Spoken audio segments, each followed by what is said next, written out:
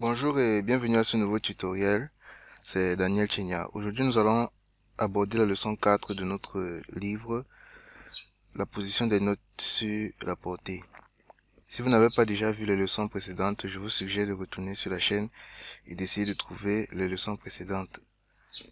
Donc aujourd'hui nous allons parler de ces positions-là et il est très important de parler de la position des notes sur la portée. Parce que les notes ont plusieurs façons de se placer sur une portée. Donc c'est ça que nous allons étudier aujourd'hui. Les notes, quelle que soit leur figure, se placent sur la portée de la manière suivante. Sur les lignes, vous voyez ici, on a des notes qui sont uniquement sur les lignes de notre portée. Ces notes que vous voyez là sont uniquement sur les lignes de notre portée. Et dans les interlignes, donc ici, on a des notes qui sont uniquement à l'intérieur des lignes, donc entre les lignes, donc dans les interlignes. Ici, vous voyez, c'est la même chose. On place également une note au-dessous, en dessous de la première ligne et une au-dessus de la cinquième. Donc, il est possible de placer une note au-dessus de la cinquième ligne, comme vous voyez là, et ici, comme si elle est suspendue à la première ligne, autant pour moi. On peut aussi écrire d'autres notes, soit en dessous de la portée, soit au-dessus. On emploie alors de petites lignes nommées lignes supplémentaires. Le nombre de ces lignes supplémentaires n'est pas limité. Donc, si on veut représenter des sons qui sont peut-être plus aigus que les sons qui sont sur la portée, ou alors plus graves que les sons qui sont sur la portée, on sera obligé d'ajouter des lignes supplémentaires pour pouvoir compléter notre portée. Si j'ai une note là, par exemple, j'ai une note là, j'ai une note là, une autre ici par exemple. Voilà. Toutes ces notes sont comprises. Bon, celle-ci est déjà supplémentaire. Bon, toutes ces notes-ci sont comprises sur la portée ou alors à l'intérieur des lignes qui sont sur la portée. Mais vous allez remarquer que cette ligne est supplémentaire. Vous avez vu, quand j'ai ajouté une note un peu plus grave que la portée en dessous, on voit qu'il y a un trait qui s'est ajouté, un trait qu'on appelle une ligne supplémentaire. Donc c'est un fragment de ligne qu'on ajoute à la portée pour pouvoir écrire des notes qui sont plus graves ou plus aiguës que notre portée. Donc ici vous voyez, il y a plusieurs traits qui sont marqués. Si vous regardez au-dessus de mon curseur, il y a plusieurs traits qui sont marqués. Ce sont les lignes supplémentaires. Par exemple, si je place là, vous voyez que ça a créé plusieurs lignes supplémentaires pour trouver une note qui est très grave. La même chose si je veux avoir des notes très aiguës. Vous voyez, ça a créé des lignes supplémentaires pour que je puisse obtenir ces notes-là cette note-là qui est très aiguë. Donc c'est ça que servent les lignes supplémentaires. On ne peut pas seulement écrire la musique dans l'intervalle de la portée. Non, on va écrire la musique de part et d'autre de la portée. On peut aussi écrire de part et d'autre de la portée. On peut avoir des notes très graves, des notes très aiguës. Vous voyez un peu. Les notes se placent sur ces lignes. Elles se placent aussi au-dessus de ces lignes lorsqu'elles sont au-dessus de la portée et en dessous de ces lignes lorsqu'elles sont en dessous de la portée. Donc, comme l'exemple que nous avons vu tout à l'heure. Là, ces notes sont au-dessus de la portée et là, en dessous.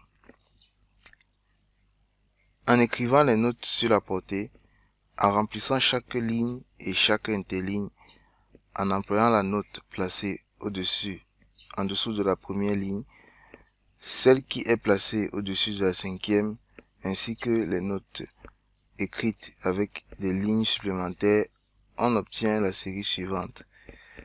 Donc là, on a commencé avec une ligne supplémentaire, avec deux lignes supplémentaires en dessous.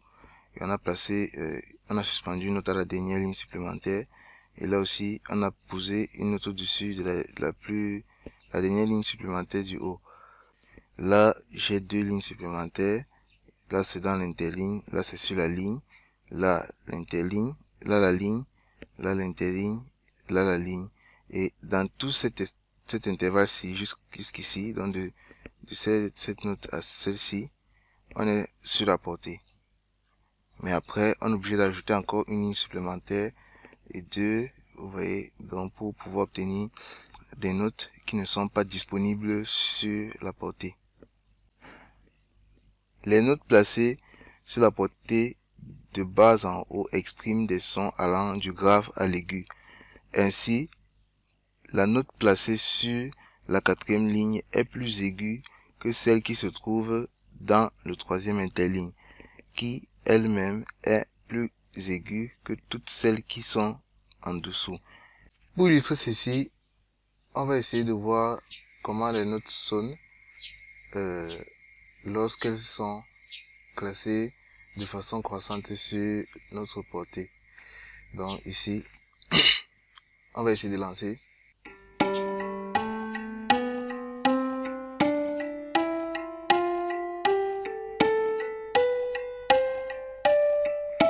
Vous voyez que les notes quittent de la note la plus grave vers la note la plus aiguë.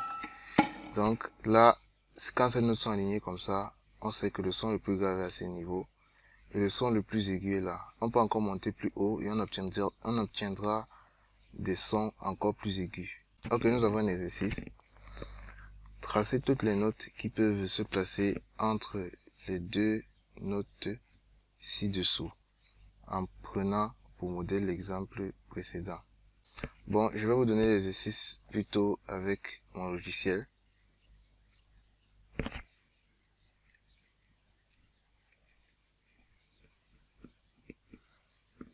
Sur un papier, vous allez essayer de tracer une portée simple. Ignorez ces signes-ci. Tous les signes que vous voyez là, ignorez-les. Ignorez tous les petits rectangles que vous voyez. Ignorez aussi les lignes verticales que vous voyez. Tracez juste les lignes horizontales et parallèles. Donc tracez juste la portée, les 5 lignes de la portée. Ok, votre exercice sera juste d'ajouter toutes les notes qu'il y a entre ces deux notes. Vous voyez cette note qui est en dessous.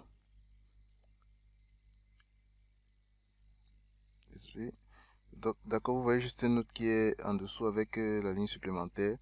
Et cette note ici au-dessus, toujours avec la ligne supplémentaire. Donc toutes les notes qui sont entre ces notes, vous allez les placer. Donc placez des cercles. Vous tracez un cercle là, vous tracez un autre cercle là. Et vous faites des cercles jusqu'à ce que ça arrive à la dernière note qu'il y a ici. Je vous demande encore une fois d'ignorer tous les signes qui sont là à l'intérieur. Ignorez tous les signes. Il faut juste des lignes horizontales et parallèles. Ok, merci. J'espère que vous avez apprécié la vidéo. Pour corriger notre exercice, comme d'habitude, on se retrouve sur notre groupe WhatsApp. Si vous avez fait l'exercice, vous allez faire une petite photo de votre correction et vous allez envoyer sur le groupe WhatsApp. Si vous n'êtes pas sur le groupe WhatsApp, entrez dans la description et cliquez sur le lien du groupe WhatsApp. Vous serez redirigé vers notre groupe WhatsApp de correction. Si la vidéo vous a plu, n'hésitez pas à vous abonner, à activer la cloche de notification et à lever un pouce bleu en l'air. Merci.